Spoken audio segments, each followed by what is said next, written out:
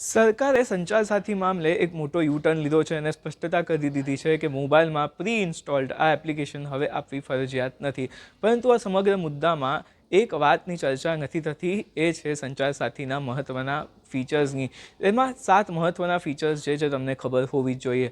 પહેલું ફીચર છે ચક્ષુ, જેમાં તમે સ્પેમ કોલ્સ અથવા તો સ્પેમ મેસેજીસને રિપોર્ટ કરી શકો છો. સાથે માલિશિયસ વેબ લિંક જો તમને ઈમેલ કે SMS પર મળે છે તે પણ રિપોર્ટ કરી શકો છો. કોઈ કારણસર કોઈ પણ સંજોગોમાં તમારો મોબાઈલ જો ખોવાઈ જાય છે તો તમે તમારો હેન્ડસેટ બ્લોક પણ આ વેબસાઇટ દ્વારા અથવા તો એપ દ્વારા કરી શકો છો. સાથે જ તમારા નામ પર, તમારા નંબર પર બીજા કેટલા mobile number sim card registered છે તેની પણ માહિતી તમે અહીંયાથી મેળવી શકો છો. અને જો કોઈ તમને એવો નંબર મળે છે જે તમારો નથી અથવા તો તમે નથી વાપરતા તો તેને ત્યાં રિપોર્ટ કરીને બ્લોક પણ કરાવી શકો છો.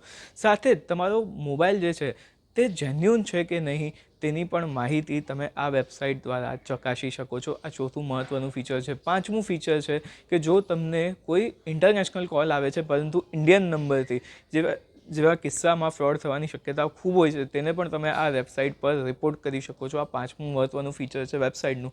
સાથે જ વાયરલેસ ઇન્ટરનેટ સર્વિસ પ્રોવાઈડર તમારું કોણ છે એ પણ તમે આ વેબસાઇટ દ્વારા જાણી શકો છો.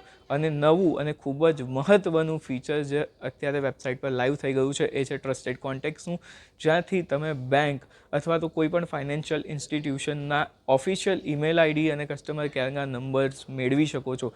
એટલે ઘણીવાર કોઈ સ્પેમ ઈમેલમાં કે SMSમાં તમને ખોટો નંબર મળી જાય અને તમે ફ્રોડથી બચી શકો એના માટે આ સર્વશ્રેષ્ઠ ઓપ્શન છે કે તમે કસ્ટમર કેરનું ઈમેલ અથવા જે ફોન નંબર છે તે તમે અહીંથી શોધી શકો છો. આવી જ માહિતી માટે ફોલો કરો CNBC બચાવના સોશિયલ હેન્ડલ્સને.